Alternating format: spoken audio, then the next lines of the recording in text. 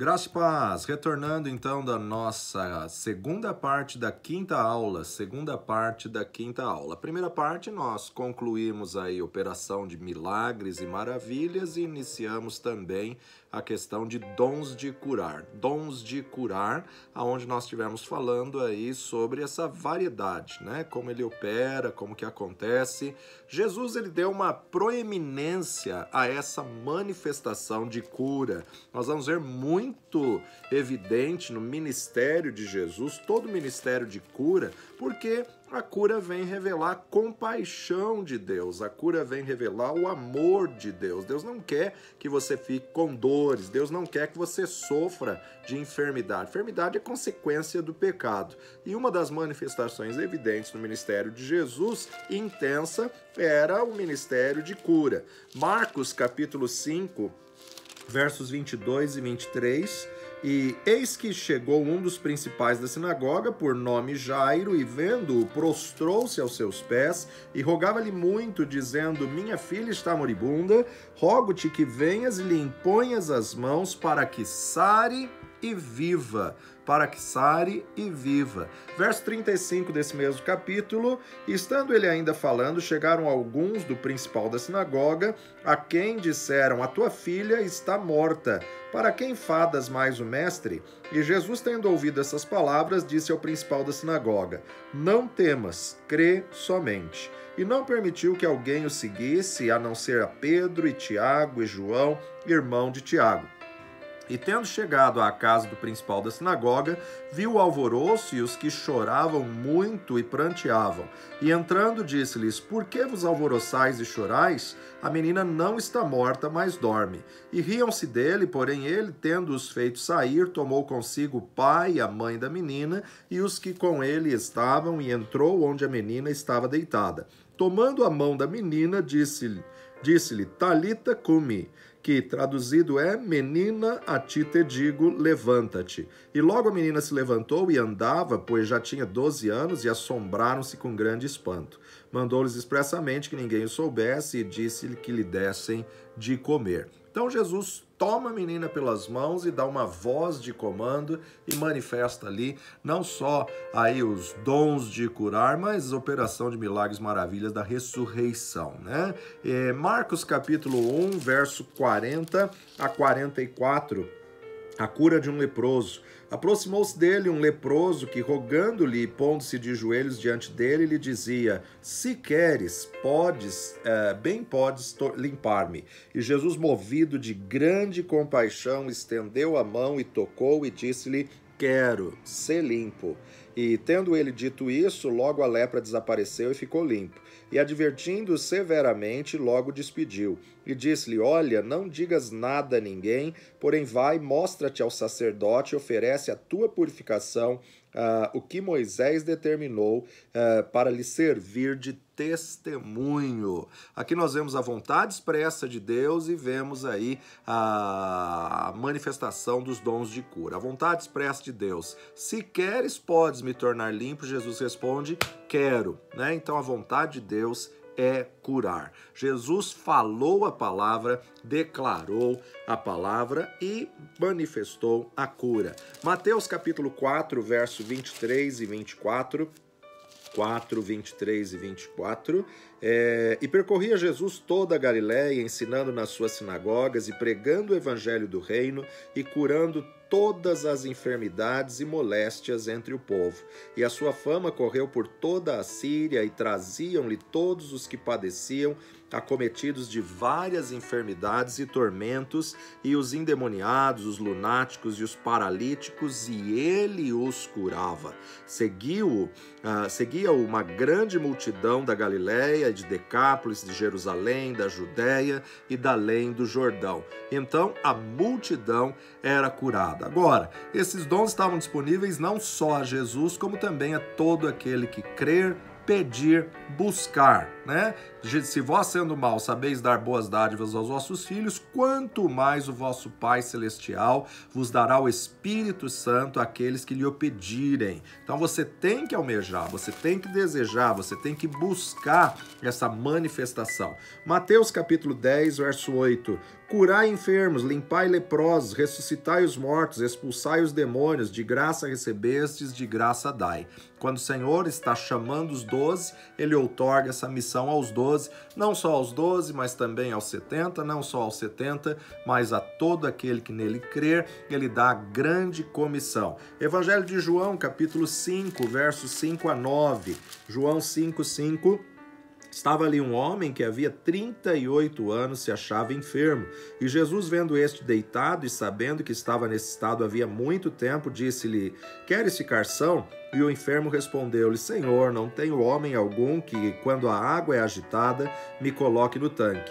Mas enquanto eu vou, desce outro antes de mim.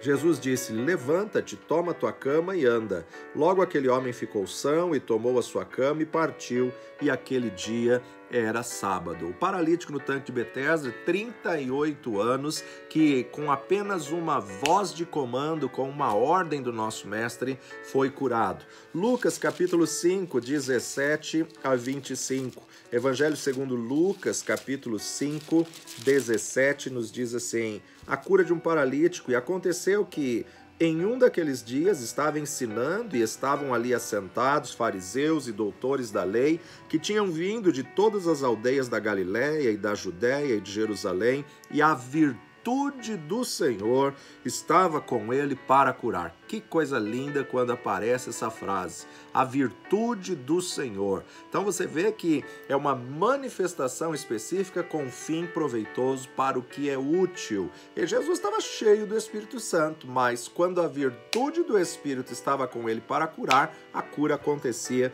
de uma maneira sobrenatural, de uma maneira de manifestação dos dons do Espírito. E eis que uns homens transportavam numa cama um homem que estava paralítico e procuravam fazê-lo entrar e pô-lo diante dele.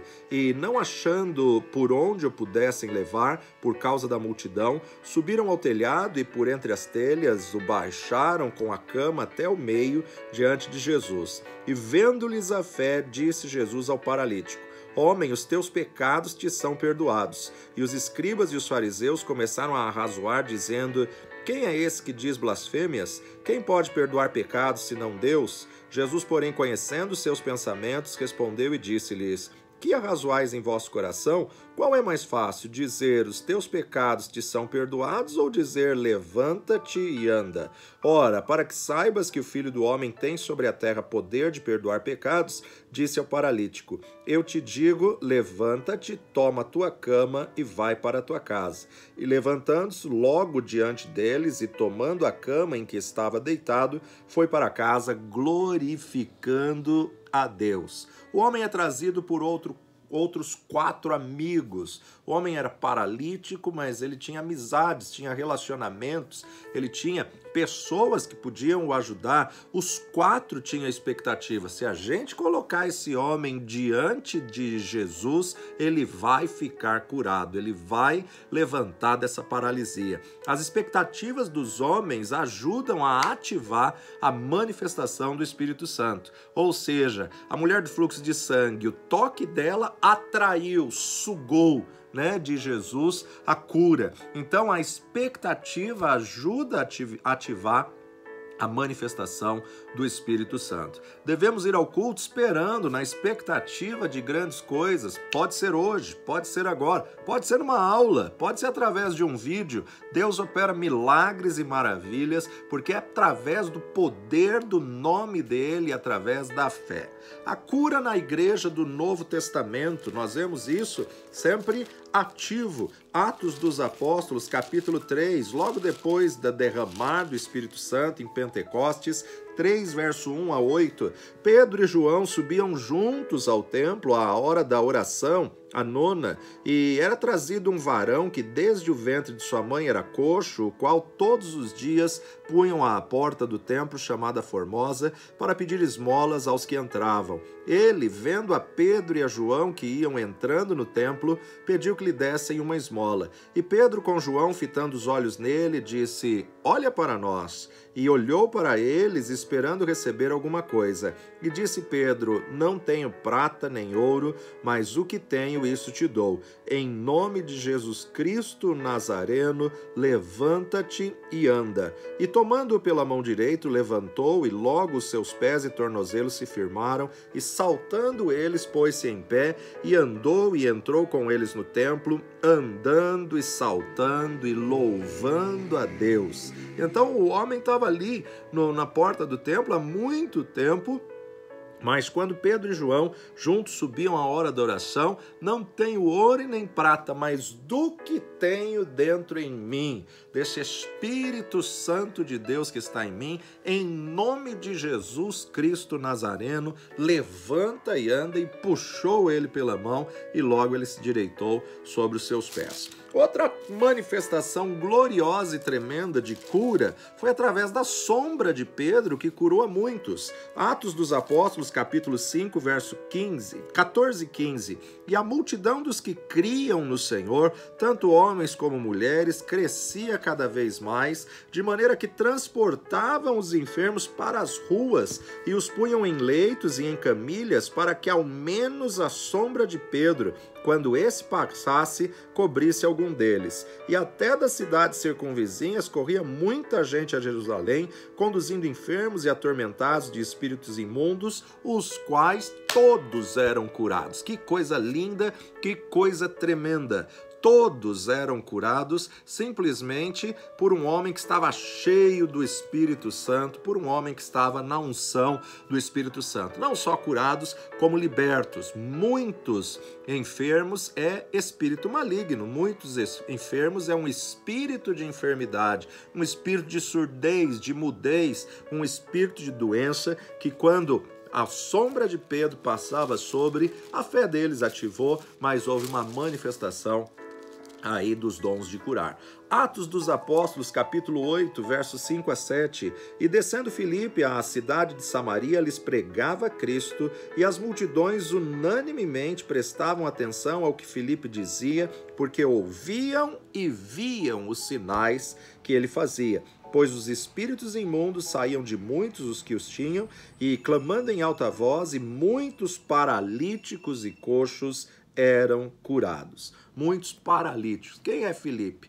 Um dos diáconos que foi consagrado, aí foi reconhecido em Atos 6, e agora um evangelista que está aí cumprindo o chamado, a grande comissão em Samaria, está evangelizando, está na obediência do Senhor e propagando a mensagem. Atos capítulo 19, verso 11 e 12.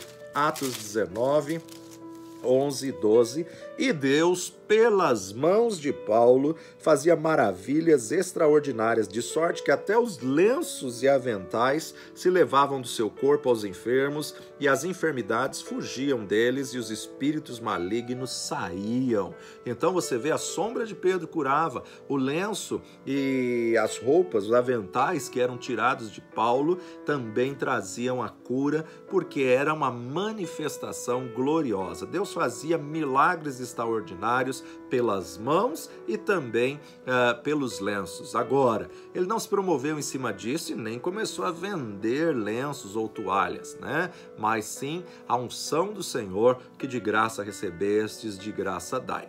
Antigo Testamento também havia a manifestação, o ministério de cura, porém era mais restrito, mas a gente pode destacar aí como cura no Antigo Testamento, segundo Reis, capítulo 5, versos de 1 a 14, aonde nós vamos observar aí Naamã, chefe do exército do rei da Síria, era um grande homem diante do seu senhor e de muito respeito, porque por ele dera livramento aos sírios, e era este varão homem valoroso, porém leproso. E saíram tropas da Síria e da terra de Israel, levaram presa uma menina que ficou ao serviço da mulher de Naamã. E disse esta à sua senhora: tomara que o meu senhor estivesse diante do profeta que está em Samaria, ele o restauraria da sua lepra. Então entrou Naamã e o notificou a seu senhor, dizendo: assim e assim falou a menina que é da terra de Israel. Então disse o rei da Síria: vai, anda, e enviarei uma carta ao rei de Israel. E foi e tomou na sua mão 10 talentos de prata, 6.000 siclos de ouro e 10 mudas de vestes, e levou a carta ao rei de Israel, dizendo: logo em chegando a ti esta carta, saibas que eu te enviei Naamã, meu servo, para que o restaures da sua lepra. E sucedeu que, lendo o rei de Israel a carta, rasgou as suas vestes e disse: sou eu Deus para matar e para vivificar, para que este envie a mim, para eu restaurar a um homem da sua lepra? Pelo que deveras notai, peço-vos, e vede que busca ocasião contra mim. Sucedeu, porém, que, ouvindo Eliseu, o homem de Deus, que o rei de Israel rasgara as suas vestes, mandou dizer ao rei: por que rasgastes as tuas vestes? Deixai-o vir a mim, e saberá que há profeta em Israel. Veio, pois, Naamã com seus cavalos e com seu carro, e parou à porta da casa de Eliseu. Então Eliseu lhe mandou um mensageiro, dizendo: vai e lava-te 7 vezes no Jordão, e a tua carne te tornará, e ficarás purificado. Porém Naamã muito se indignou e se foi, dizendo: eis que eu dizia comigo, certamente ele sairá, por-se-á em pé, invocará o nome do Senhor seu Deus, e passará a sua mão sobre o lugar, e restaurará o leproso. Não são porventura Abana e Farpar, rios de Damasco, melhores do que todas as águas de Israel? Não me poderia eu lavar neles e ficar purificado? E voltou-se e foi com indignação. Então chegaram-se a ele os seus servos e lhe falaram e disseram: meu pai, se o profeta te dissera alguma coisa grande, porventura não a farias? Quanto mais dizendo-te ele: lava-te e ficarás purificado. Então desceu e mergulhou no Jordão 7 vezes, conforme a palavra do homem de Deus, e a sua carne tornou como a carne de um menino, e ficou purificado. Que coisa tremenda. Alguns fatos que vale destacar. Primeiro, o que faz essa menina, por volta de 12, 13 anos, que estava como escrava na casa da sua senhora, ter aí uma plena convicção, se ele estivesse diante de Naamã, seria curado. Interessante que a Bíblia não relata nenhuma cura que Eliseu tenha feito em outro leproso. Mas com certeza algo aconteceu que marcou a vida dessa menina, a ponto de dizer à sua senhora, a esposa de Naamã: se esse meu senhor estiver diante do profeta em Samaria, ele restauraria ele da sua lepra. Ela tinha tanta certeza, tanta fé, tanta convicção, porque com certeza ela já tinha visto, ouvido ou, na verdade, sido testemunha de alguma cura na sua família, na sua casa, ou acerca de alguém que ela conhecia por intermédio de Eliseu. Outra coisa interessante é que ela dá uma instrução para ele ir diante do profeta, mas ele vai ao rei da Síria e pede cartas ao rei de Israel, vai para o lugar errado. Vai para o lugar errado, não acontece nada. Mas, graças a Deus, chegou a notícia nos ouvidos de Eliseu que o rei estava perturbado, indignado. Acaso sou eu Deus? Isso é uma armação para atacar a gente novamente. E aí, então, quando Eliseu fica sabendo, fala: não, deixa ele vir à minha casa, ele saberá que há profeta em Israel. E a hora que ele vai até a casa de Eliseu, Eliseu nem faz as honrarias de receber uma autoridade, chefe dos exércitos do rei da Síria, ele não se importa, ele pede ao seu moço, vai lá e diz para ele se lavar 7 vezes no Jordão. A cura acontece através da obediência da instrução do profeta. Sabemos que o Espírito Santo de Deus no Antigo Testamento era de visitação, e Eliseu tinha a plena visitação do Espírito Santo, e dirigido pelo Espírito do Senhor, ele dá essa instrução que Naamã resistiu em obedecer, mas uma pessoa, um assessor dele, foi fundamental para que pudesse dizer: meu senhor, se esse homem pedisse uma coisa mais difícil, tu não farias? Ele só está pedindo para tomar banho aqui, mergulhar 7 vezes, e ele vai e faz, e realmente a cura acontece. Outra citação de cura é aquela questão da serpente de bronze no deserto, pela rebeldia, pela rebelião do povo, né? Números capítulo 21, versos 6 a 9. Números 21, 6. Então o Senhor mandou entre o povo serpentes ardentes que morderam o povo, e morreu muito povo de Israel. Pelo que o povo veio a Moisés e disse: havemos pecado, porquanto temos falado contra o Senhor e contra ti. Ora ao Senhor que tire de nós essas serpentes. Então Moisés orou pelo povo, e disse o Senhor a Moisés: faz uma serpente ardente e põe-na sobre uma haste, e será que viverá todo mordido que olhar para ela. E Moisés fez uma serpente de metal e pô-la sobre uma haste, e era que, mordendo alguma serpente alguém, olhava para a serpente de metal e ficava vivo. Olhava para a serpente de metal e ficava vivo. Jesus vai mostrar que isso daqui, na verdade, foi uma cristofania. Uma cristofania que, na verdade, eles não deveriam idolatrar essa serpente, mas era um sinal de Cristo que seria erguido. Ele vai falar sobre isso lá em João capítulo 3, verso 11 a 13. 11 a 14. Na verdade te digo que nós dizemos o que sabemos e testificamos o que ouvimos, e não aceitais o nosso testemunho. Se vos falei coisas terrestres, não crestes. Como crereis se vos falar coisas celestiais? Ora, ninguém subiu ao céu, senão o que desceu do céu, o Filho do Homem que está nos céus. E como Moisés levantou a serpente no deserto, assim importa que o Filho do Homem seja levantado, para que todo aquele que nele crê não pereça, mas tenha a vida eterna. Então nós observamos aqui justamente Jesus mostrando esse paralelo, Jesus dando aí essa razão, essa situação da qual testificando do que aconteceu no Antigo Testamento. Mas o que é interessante é justamente a ordem de Deus ordenar a Moisés a construir essa serpente, que seria uma cristofania, não como imagem de idolatria, mas para mostrar que eles tinham que se arrepender e olhar justamente para aquilo que Deus ordenou,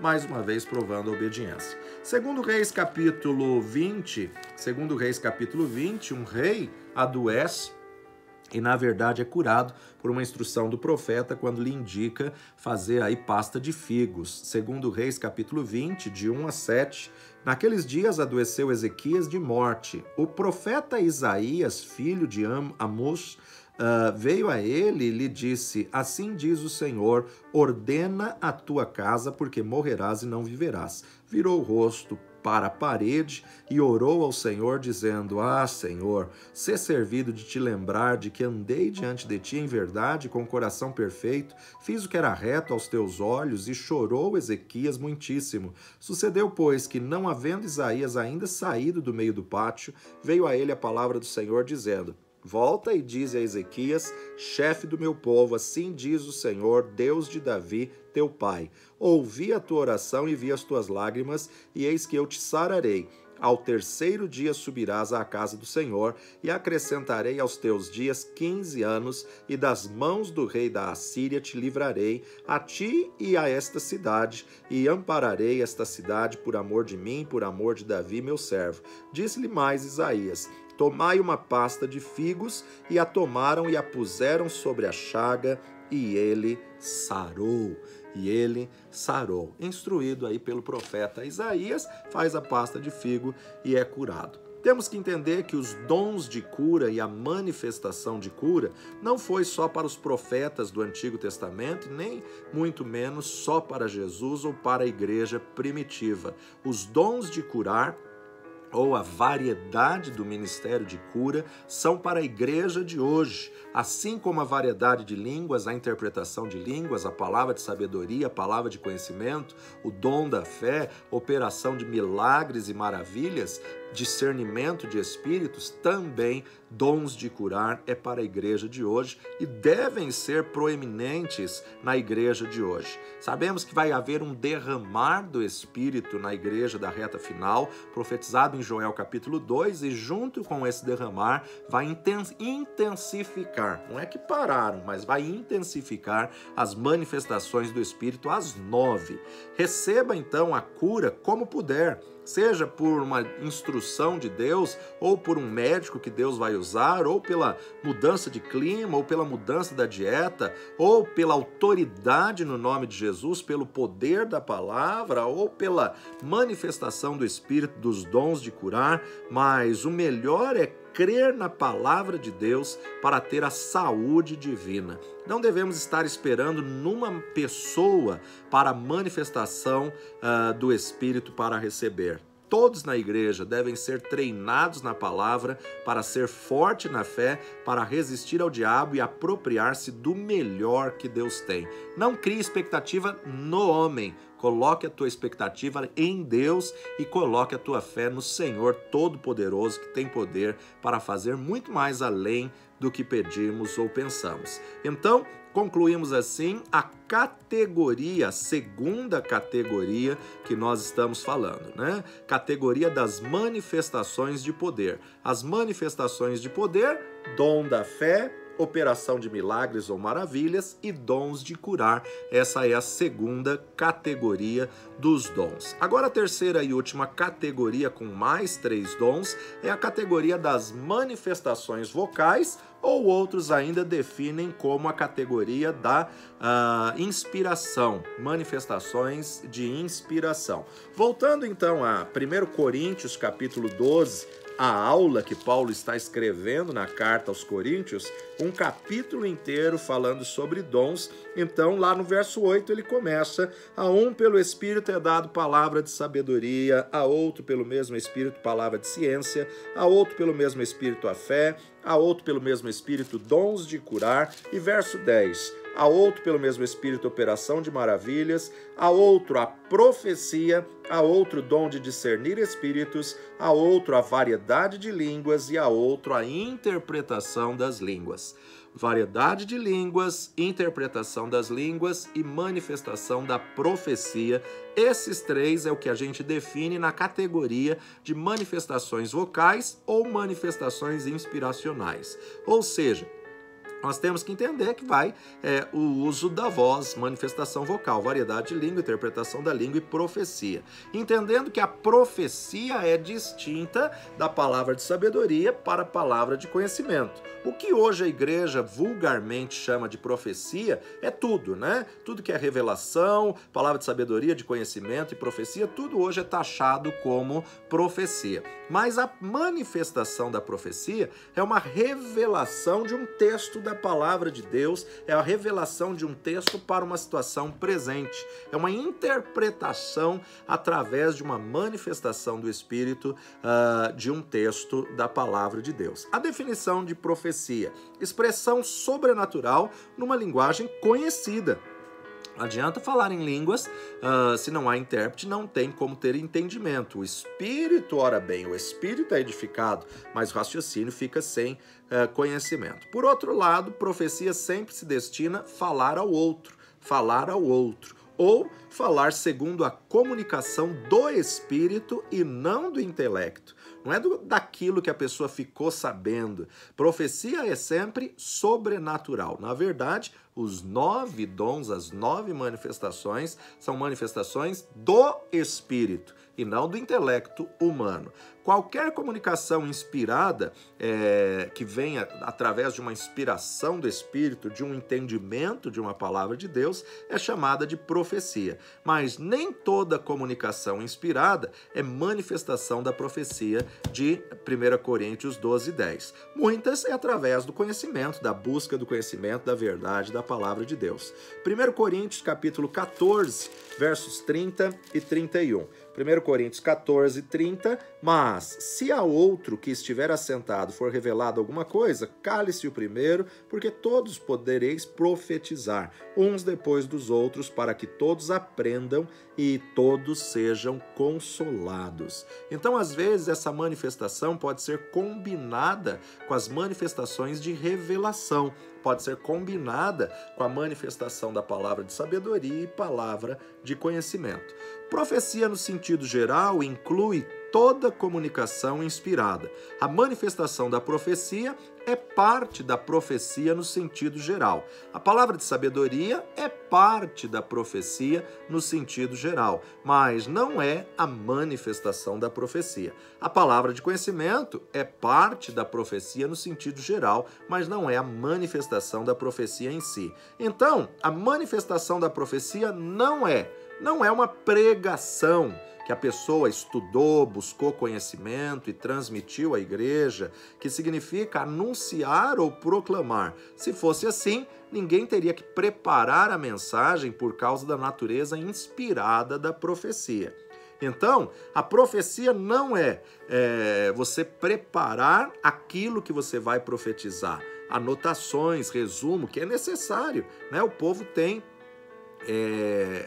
sede da palavra e o pregador tem obrigação de apresentar algo com conteúdo. Ele pode apresentar resumo, pode apresentar anotações, ele pode ter isso escrito, digitado, ele pode ter isso. Então, na verdade, a manifestação da profecia, você não prepara como você faria para preparar um sermão, um ensino, uma aula, que você deve estar preparado, procurar apresentar-te aprovado diante do Senhor, deve preparar, na verdade, para poder ministrar uma aula, para poder ministrar uma palavra. Agora, você tem que preparar o teu espírito para ficar sensível à voz do Espírito Santo de Deus e fluir em qualquer coisa que Deus queira fazer. Teu espírito tem que estar preparado, tem que estar pronto. Por outro lado, a manifestação da profecia não é predição do futuro, porque a predição do futuro, ela é, na verdade, palavra de sabedoria.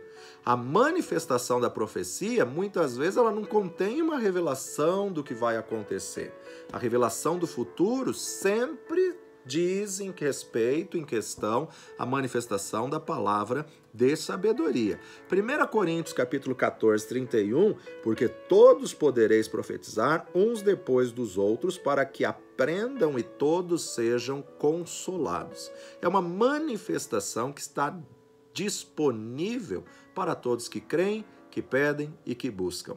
No Antigo Testamento, a manifestação da profecia, ela era dada somente aos profetas, pessoas separadas de Deus, que eram representantes de Deus diante dos homens. E como não se tinha o grafo, como não se tinha o cânon ainda, a Bíblia escrita, então, na verdade, a profecia dava direção no Antigo Testamento. Somente no Antigo Testamento. Novo Testamento, jamais devemos direcionar nossa vida por profecias. Por quê? Porque hoje nós temos o grafo, hoje nós temos a palavra de Deus viva, eficaz, poderosa. Então hoje, através da palavra de Deus, hoje ele vai dar no teu espírito uma impressão interior. Hoje a profecia é apenas para confirmar aquilo que Deus já falou com você. 1 Coríntios capítulo 14, Paulo vai explicar melhor o dom da profecia, é superior ao de línguas. Segui o amor e procurai com zelo os dons espirituais, mas principalmente o de profetizar. Procurai com zelo. Então é você que procura, é você que pede, é você que busca, é você que vai atrás, é você que vai clamar a Deus que lhe dê esse dom da profecia. Procurai com zelo os dons espirituais, mas principalmente de profetizar. Porque o que fala língua estranha não fala aos homens, senão a Deus, porque ninguém o entende, e em espírito fala de mistérios. Mas o que profetiza fala aos homens para edificação exortação e consolação. O que fala em língua estranha edifica-se a si mesmo, ao seu espírito, mas o que profetiza edifica a igreja. E eu quero que todos vós faleis línguas estranhas, mas muito mais que profetizeis, porque o que profetiza é maior do que o que fala línguas estranhas, a não ser que também interprete, para que a igreja receba a edificação. Então, a manifestação da profecia no Novo Testamento pode e está disponível a todos. E não vem para dar direção, porque a direção foi dada pela palavra de Deus, mas ela vem para exortar, edificar e consolar. Confirmar aquilo que Deus já colocou no interior da pessoa com esse propósito tríplice: exortação, edificação e consolação. Ainda no capítulo 14, verso 29 e 30, Paulo diz: e falem 2 ou 3 profetas e os outros julguem. Mas se a outro que estiver assentado for revelado alguma coisa, cale-se o primeiro. Ou seja, todo aquele que é usado no dom da profecia tem que ser humilde o suficiente para submeter aquilo que ele falou a julgamento. Agora, julgamos a palavra falada, a profecia falada, mas não julgamos o profeta. O profeta vai profetizar e ele terá então as manifestações da revelação operando no seu ministério. Todos podem, todos devem profetizar, mas nem todos são profetas. 1 Coríntios 12, 29, porventura são todos apóstolos? São todos profetas? São todos doutores? São todos operadores de milagres? Têm todos o dom de curar? Falam todos diversas línguas? Interpretam todos? Paulo coloca 7 perguntas que, na verdade, sabemos que a resposta é não. E o verso 31, então, ele incentiva mais uma vez: portanto, procurai com zelo os melhores dons. É você que tem que procurar, é você que tem que pedir, é você que tem que buscar, é você que tem que clamar pelo dom a Deus. E eu vos mostrarei um caminho ainda mais excelente. Aí ele entra no capítulo do amor. Todos devem procurar profetizar. O profeta vai profetizar no sentido geral da palavra, mas não significa que ele tenha uma manifestação da profecia no sentido específico. Então ele vai profetizar no sentido geral, mas não uma manifestação específica. Por isso, Paulo ainda vai dizer aos irmãos de Tessalônica, em 1 Tessalonicenses 5:20, não desprezeis a profecia. Não desprezeis a profecia. Agora, ainda nesse capítulo 14, repetindo os versos de 1 a 5, Paulo vai nos mostrar como que opera esse dom. Segui o amor e procurai com zelo os dons espirituais, mas principalmente o de profetizar. Porque o que fala em língua estranha não fala aos homens senão a Deus, porque ninguém o entende e em espírito fala de mistérios. Mas o que profetiza fala aos homens para edificação, exortação e consolação. Edificação, exortação e consolação. O que fala em língua estranha edifica-se a si mesmo, mas o que profetiza edifica a igreja. Eu quero que todos vós faleis em línguas estranhas, mas muito mais que profetizeis, porque o que profetiza é maior do que o que fala línguas estranhas, a não ser que também interprete, para que a igreja receba edificação. Vamos entender que a manifestação do dom da profecia, ela tem que trazer esse tripé de edificação, exortação e consolação ou conforto. Se você recebe uma palavra da parte de Deus e essa palavra te perturba, não é da parte de Deus. Se você recebe uma palavra de um profeta e essa palavra te tira a paz, não é da parte de Deus. Porque mesmo que seja correção, ela, na verdade, vai trazer edificação. Então, nós temos que ter maturidade. Edificação estimula o crescimento espiritual. É uma ferramenta importante que Deus nos deu para edificar o corpo de Cristo. Fortalece a casa do Senhor, fortalece a obra do Senhor. Exortação é uma admoestação, um encorajamento, é um incentivo que traz refúgio, traz refrigério, é uma chamada para a aproximação a Deus, encorajar a igreja a separar-se do mundo, abster-se do pecado e viver em santidade. Conforto. consolação, despertar, estimular, trazer libertação divina para os corações quebrantados. Continuando ainda nesse capítulo 12, todos podem, todos devem profetizar, mas versículo 6, e agora, irmãos, se eu for ter convosco falando línguas estranhas, que vos aproveitaria se vos não falasse ou por meio da revelação, ou da ciência, ou da profecia ou da doutrina? Da mesma sorte, se as coisas inanimadas que fazem som, seja a flauta, seja a cítara, não formarem sons distintos, como se conhecerá o que se toca com a flauta ou com a cítara? Porque se a trombeta der sonido certo, quem se preparará para a batalha? Assim também vós, se com a língua não pronunciardes palavras bem inteligíveis, como se entenderá o que se diz? Porque estareis como que falando ao ar. Há, por exemplo, tanta espécie de vozes no mundo e nenhuma delas é sem significação. Mas se eu ignorar o sentido da voz, serei bárbaro para com aquele a quem falo, e o que fala será bárbaro para mim. Assim também vós, como desejais dons espirituais, procurai sobejar neles para a edificação da igreja. Mais uma vez ele fala que a procura é pessoal, é você que tem que procurar, é você que tem que ir atrás, é você que tem que clamar. Essa manifestação edifica a igreja e não produz condenação. Ela edifica a igreja do Senhor Jesus Cristo. Profecia, ela pode ser usada enquanto em oração, como numa comunicação sobrenatural, para bendizer a Deus e para interceder pelos perdidos. A maioria dos salmos são profecias em forma de oração. Quando não está prevendo o futuro, porque seria palavra de sabedoria. Aí seria palavra de sabedoria, porque tudo que trata acerca do futuro aponta para a palavra de sabedoria. Davi escreveu aquilo que Deus deu a ele como comunicação inspirada. E muitos dos salmos de Davi se tornaram messiânicos. Por quê? Porque apontava acerca da vinda e da vida do Messias.